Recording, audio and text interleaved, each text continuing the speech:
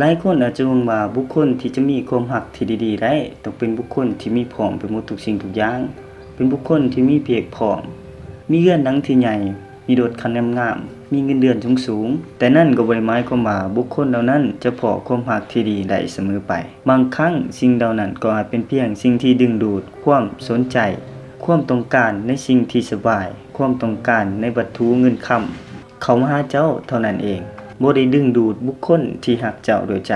นั่นอาจหมายถึงเขากำลังรักเจ้าที่วัตถุเงินคำของเจ้าบ่ได้รักเจ้าจากใจบ่ได้รักเจ้าจากสิ่งที่เจ้าเป็นบ่ได้รักในตัวของเจ้าความรักที่เกิดจากวัตถุเงินคำเป็นความรักที่จอมปลอมบ่รุนมันก็หมดไปเมื่อเวลาที่เงินคำของเจ้าหมดไป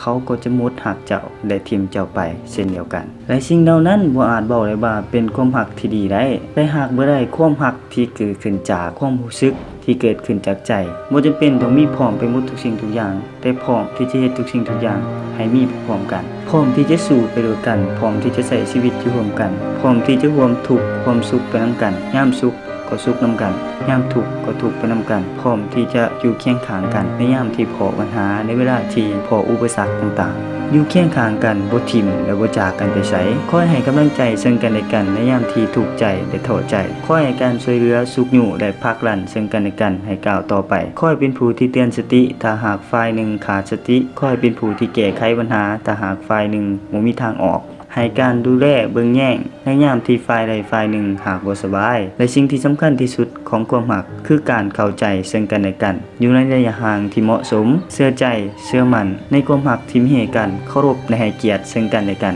สิ่งเหล่านี้ต่างหากที่บ่งบอกถึงความรักที่ดีได้ดังนั้นการที่มีพร้อมไปหมดทุกอย่างก็บ่ได้หมายความว่าจะขอความรักที่ดีได้เสมอไป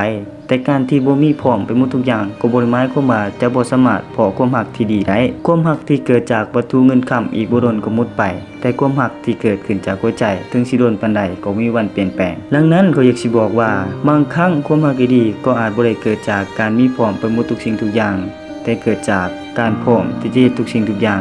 ให้มีพร้อมไปด้วยกัน